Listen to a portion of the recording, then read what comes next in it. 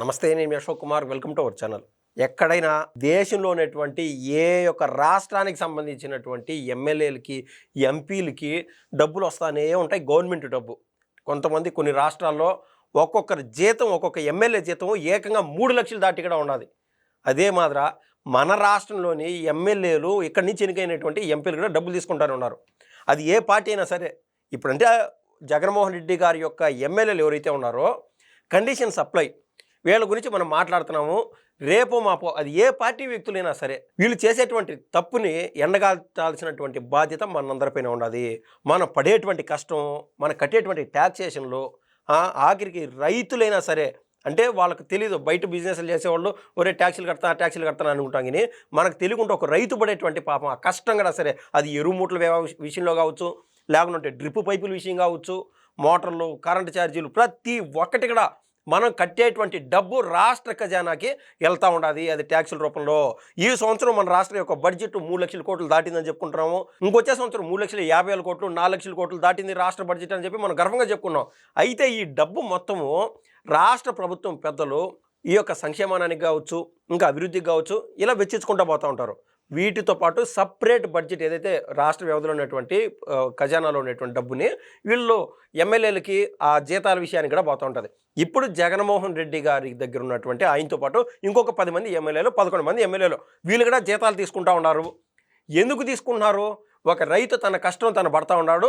ఆయన ఏదో కష్టమో నష్టమో ఎండకు వానకు తట్టుకొని నిలబడి అప్పులు అవుతాయి. ఏదన్నా అంతో ఎంతో సంపాదించుకుంటే వాళ్ళ బిడ్డల పెళ్ళిళ్ళకనో, బిడ్డల చదువులకనో కష్టపెట్టుకుంటూ పోతున్నాడు. ఆయన పని ఆయన నిర్వర్తిస్తున్నాడు. అదే మాత్రం ఒక సాఫ్ట్వేర్ ఇంజనీరు తన పని తను నిర్వర్తించి వాళ్ళ కుటుంబాన్ని కాపాడుకుంటూ ఉన్నాడు. ఇలా సమాజంలో అందరి పనులు అందరూ చేసుకుంటూ పోతున్నారు. అయితే వైసీపీలో ఉన్నటువంటి ఎమ్మెల్యేలు ఎవరైతే ఉన్నారో 11 మంది ఎమ్మెల్యేలు, వాళ్ళు చేయాల్సినటువంటి పని ఏంది? ఒకవేళ పులివెందుల నియోజకవర్గం తీసుకుందాం, లేకుండా ఉంటే పెద్దిరెడ్డి రామచంద్రారెడ్డి గారి యొక్క పుంగనూరు నియోజకవర్గం తీసుకుందాం. ఎవరైనా ఈ ఎమ్మెల్యేలు జగన్మోహన్ రెడ్డి గారు యథారాజే తదా ప్రజనట్టు ఆయన ఇచ్చినటువంటి డైరెక్షన్ వీళ్ళు నడుస్తున్నారు. రేపటి నుంచి బడ్జెట్ సమావేశాలు. ఈ సమావేశాల్లో భాగంగా వచ్చి మా పులివెందులో పోయినసారి ఇన్ని పనులు జరిపినాము, ఆఖరి సంవత్సరంలో ఇన్ని పనులు చేసినాము, కానీ అక్కడ కాంట్రాక్టర్లకు అందాల్సినటువంటి డబ్బులు ఇంకా ప్రభుత్వం వారు విడుదల చేయలేదని చెప్పి, ఒకవేళ నిజాయితీగా ఉంటే, నిజాయితీగా పనులుగా జరిపినింటే అలా వచ్చి అసెంబ్లీలో పోరాడాల. అది ఉండదు.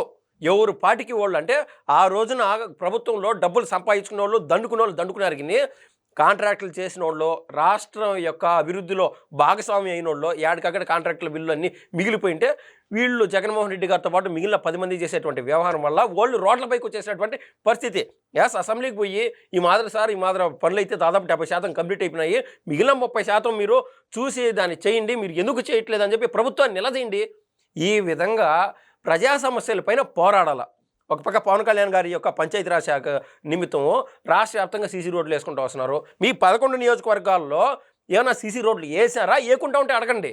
ఎక్కడైనా ఏ శాఖలో అయినా ఆ యొక్క మంత్రి నియోజకవర్గంలోకి డెప్త్ చూసి మారుమూల గ్రామాల వరకు చూడటం అనేది ఉన్నటువంటి సమయం నిమిత్తము అది అయ్యే పని కాదు. ఆడ చేయాల్సినటువంటి బాధ్యత ఎవరిది?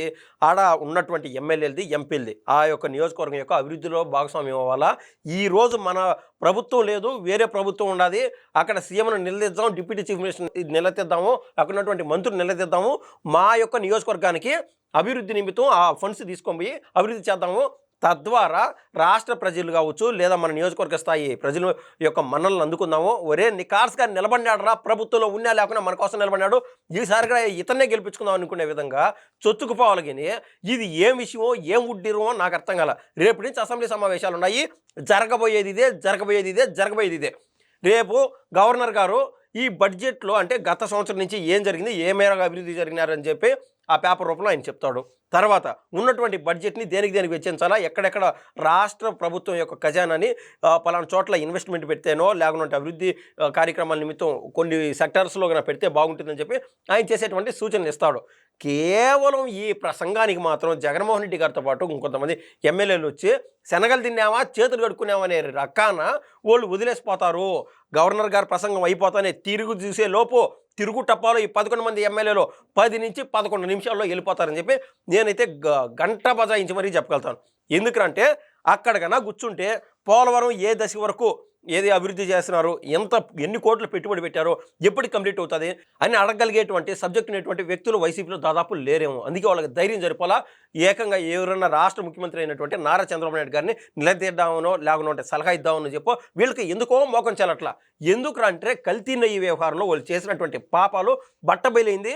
మొత్తం దేశవ్యాప్తంగా ప్రతి మీడియా కవర్ చేసింది. అర్నబ్ గోస్వామి అయితే చెక్కవమ్మ ఆడేశాడు. వీటన్నిటికీ సమాధానం చెప్పాలా. ఇంకా మద్యం స్కామ్ అట్టే ఉన్నది, కల్తీ మద్యం వ్యవహారం అట్టే ఉన్నది. వీళ్ళు ఫర్ సపోజ్ జగన్మోహన్ రెడ్డి గారు ఇప్పటిదాకా మిథున్ రెడ్డి గారిని ఎందుకు కలసలేదు, అదేవిధంగా చెవిరెడ్డి భాస్కర్ రెడ్డి గారిని ఎందుకు కలవలేదు, అందరూ చర్చ చేస్తారు కదా, ఖచ్చితంగా చర్చ చేస్తారు. ఎందుకంటే వీళ్ళకన్నా ఆయన కలిస్తే మీడియా కవర్ చేస్తుంది. జగన్మోహన్ రెడ్డి గారికి ఈ మద్య వ్యవహారంలో ఎంత మేర ప్రమేయం ఉన్నదని చెప్పి అందరూ మాట్లాడుకుంటారు. కాబట్టి ఆయన కనీసం వాళ్ళని కలవడానికి కూడా ఆయన ముందుకు రాలా. కానీ ఎవరో గంజాయి స్మగ్లర్లు కానిస్టేబుల్ని కొడితే ఈయన వాళ్ళకి సపోర్ట్ కోసం పోతాడనమాట. పోలీసు వారికి అవమానం జరిగిందని చెప్పి ఇటు సోషల్ ఎలిమెంట్స్ సమాజంలో తిరగకూడదని చెప్పి అందరికీ బుద్ధి వచ్చే విధంగా నడి రోడ్డు పైన వాళ్ళు మోకాలు కోటింగ్ ఇచ్చారు. దాన్ని సపోర్ట్ చేయడానికి జగన్మోహన్ రెడ్డి గారు పోతారు. అంతర్దానికి మీరు పరామర్శిపోయినప్పుడు ఇటువంటి విషయాలకు ఎందుకు పోవట్లేదు అని చెప్పి రాష్ట్ర ప్రజలు ఖచ్చితంగా అడుగుతున్నారు. ఇలా పేరుకుపోయినటువంటి వందల అంశాలు ఉన్నాయి ఈ యొక్క గత బడ్జెట్ సమావేశాలకి ఈ బడ్జెట్ సమావేశాలకి మధ్య ఉన్నటువంటి ఈ గ్యాప్లో. ప్రతి దానికి ఒక ప్రతిపక్ష నాయకుడిగానో లేకుంటే విపక్ష నాయకుడిగానో ఆయన ఒక బాధ్యతగా ఉండి నిలువుగా నిలబడి ఏ విధంగా అయితే విజయకాంత్ హీస్ ఎక్స్పైర్డ్ నో, ఆయన సినీ హీరోగా ఉన్నారు, రాజకీయాల్లోకి వచ్చారు, ఒక ఎమ్మెల్యే స్థానంతో మొదలుపెట్టాడు, తర్వాత 28 స్థానాలతో ఏకంగా ప్రతిపక్ష పాత్ర పోషించారు, తర్వాత కాలంలో ప్రభుత్వంలో భాగస్వామి అయినాడు. ఆ విధంగా కష్టపడదాం అనేటువంటి వ్యవహార శైలి జగన్మోహన్ రెడ్డి గారికి లేనంటే లేదు.